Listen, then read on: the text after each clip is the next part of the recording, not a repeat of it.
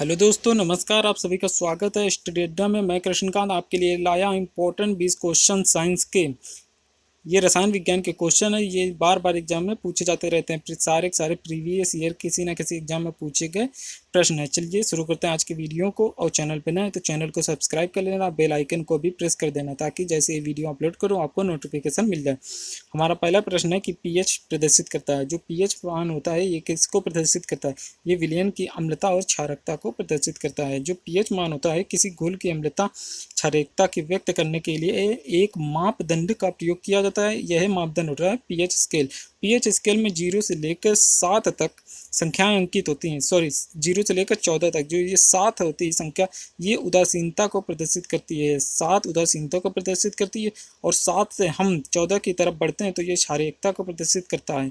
और हम 7 से अगर 0 की तरफ आते हैं तो अम्लता को प्रदर्शित करता है। जैसे जैसे 0 के पास आते जाएंगे उतना ही ज़्यादा अम्लीयता को प्रदर्शित करता जाएगा। और 7 से जैसे जैसे हम 14 की ओर बढ़ते जाएंगे क्षारकता को उतना ही अधिक वो प्रदर्शित करता जाएगा। अगला प्रश्न है कि हाइड्रोक्लोरिक अम्ल के जलीय विलयन का पीएच मान लगभग हो सकता है।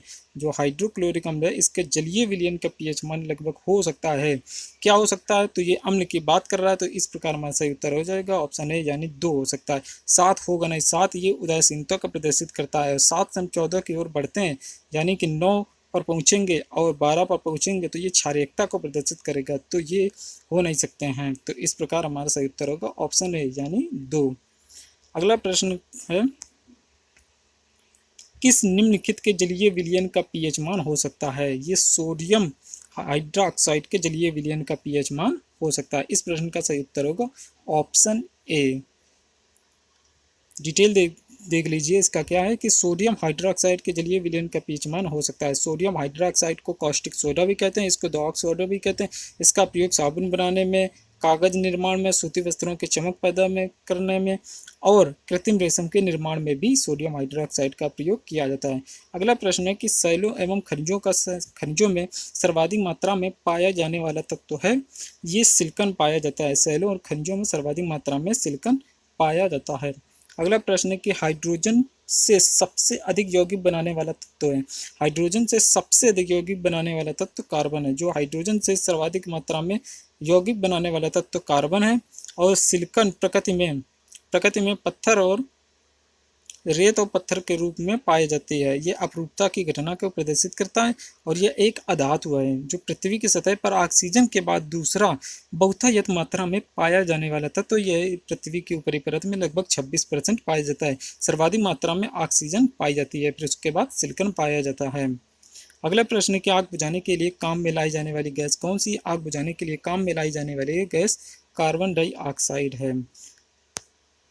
आग बुझाने के लिए कार्बन डाइऑक्साइड का प्रयोग किया जाता है। Carbon dioxide gas green house प्रभाव के लिए भी काफ़ी उत्तरदायी होती है। और शीतल पेय पदार्थों में, कोल्ड ड्रिंक में उच्च दाब पर कार्बन डाइऑक्साइड गैस भरी जाती है। और कार्बन मोनोऑक्साइड की बात करें तो ये मानव रक्त के हीमोग्लोबिन के साथ मिलकर कार्बोक्सी हीमोग्लोबिन का निर्माण करती है, जिससे क्या होता है कि रक्त में ऑक्सीजन ग्रहण करने की क्षमता समाप्त हो जाती है और व्यक्ति की मृत्यु हो जाती है।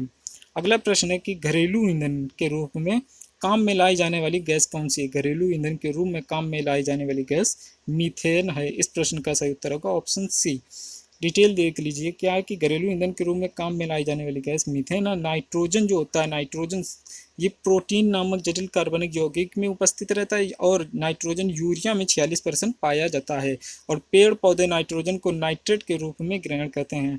जो हमारे आवर्त सारणी का फ्लोरीन तत्व है ये सर्वाधिक विद्युत ऋणात्मक तत्व है और ये गैसीय अवस्था में पाया जाता है। फ्लोरीन सर्वाधिक विद्युत ऋणात्मक तत्व है। अगला प्रश्न है कि निम्नलिखित गैस के जलीय विलयन का तेज अम्लीय गुण होता है। किस विलयन का सर्वाधिक अम्लीय गुण होता है? ये सल्फर डाइऑक्साइड का सर्वाधिक अम्लीय गुण होता है।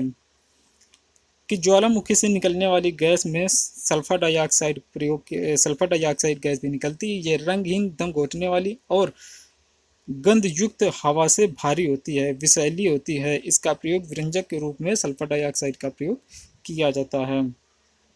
सिलिकॉन तत्व में पाया जाता है। सिलिकॉन तत्व में पाया जाता है। सिलिकॉन तत्व में ये रेत पाई जाती है। इस प्रश्न का सही उत्तर होगा ऑप्शन बी।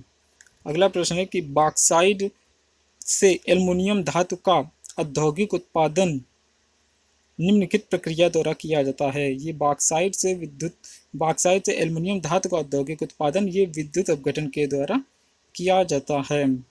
किसी यौगिक की द्रव अवस्था का घोल की अवस्था में किसी यौगिक की द्रवित अवस्था का घोल की अवस्था में विद्युत धारा प्रभावित करने पर अपघटित करने की क्रिया को वैद्युत अपघटन कहते हैं। अगला प्रश्न है कि प्राकृतिक गैस में सर्वाधिक मात्रा में उपस्थित यौगिक हाइड्रोजन तथा निम्नलिखित में से कौन होता है। जो प्रकृति में सर्वाधिक मात्रा में हाइड्रोजन होता है और ये कार्बन पाया जाता है। अगला क्वेश्चन है कि हाइड्रोक्लोरिक अम्ल हाइड्रोजन तथा तत्वों से बना होता है। हाइड्रोक्लोरिक अम्ल नाम से पता चल रहा है कि हाइड्रोक्लोरिक अम्ल में हाइड्रोजन होगा और क्लोरीन होता है। इस प्रश्न का सही उत्तर होगा ऑप्शन डी।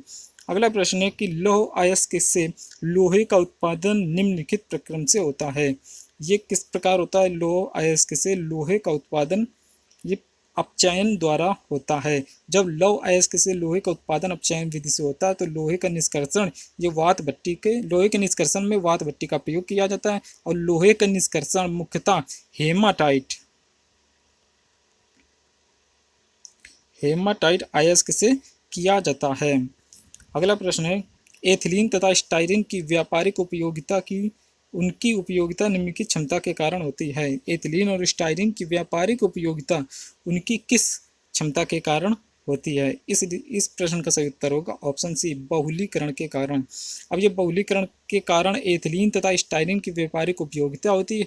और बहुलीकरण क्या होता है कि वह रासायनिक अभिक्रिया जिसमें दो या दो से अधिक अणु मिलकर बड़े अणु का निर्माण करते हैं। वह रासायनिक अभिक्रिया जिसमें दो या दो से अणु मिलकर बड़े अणु का निर्माण करते हैं तो ये बहुलीकरण प्रक्रिया कहलाती है। और एथिलीन से बहुलीकरण के द्वारा ही पॉलीथीन बनाई जाती है। अगला प्रश्न है पानी में घुलने के पश्चात 7 से कम पीएच वाला यौगिक होगा। कौन सा यौगिक होगा पानी में घुलने के बाद जिसका मान 7 से कम होगा? ये सिरका का होगा। सिरका में एसिटिक अम्ल पाया जाता है, इस वजह से सिरका अम्लीय होता है। इसका पीएच मान 7 से कम होगा।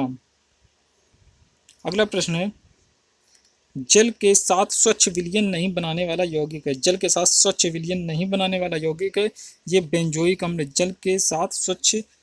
जल के विलयन के साथ स्वच्छ विलयन नहीं बनाने वाला यौगिक बेंजोइक अम्ल है। और बेंजोइक अम्ल का प्रयोग खाद्य पदार्थों के संरक्षण में भी किया जाता है।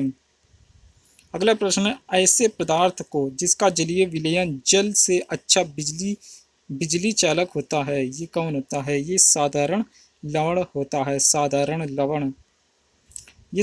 लवण NaCl सोडियम क्लोराइड जिसका जलीय विलयन जल से अच्छा बिजली का चालक होता है।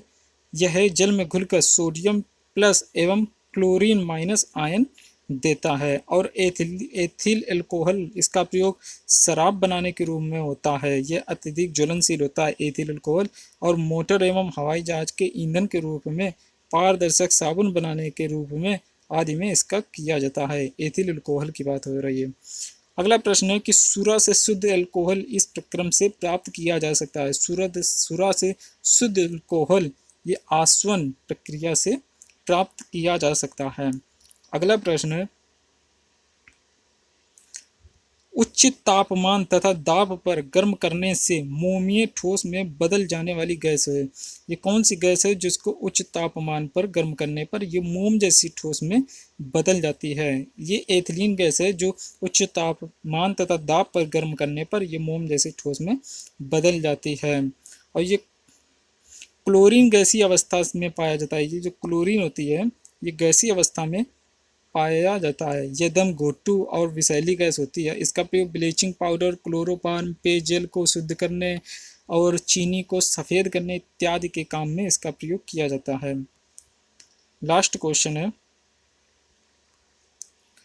सागर जल में सर्वाधिक मात्रा में पाया जाने वाला पदार्थ है। सागर जल में सर्वाधिक मात्रा में कौन सा पदार्थ पाया जाता है? सागर जल में सर्वाधिक मात्रा में साधारण लवण पाया जाता है। इस प्रश्न का सही उत्तर होगा ऑप्शन बी।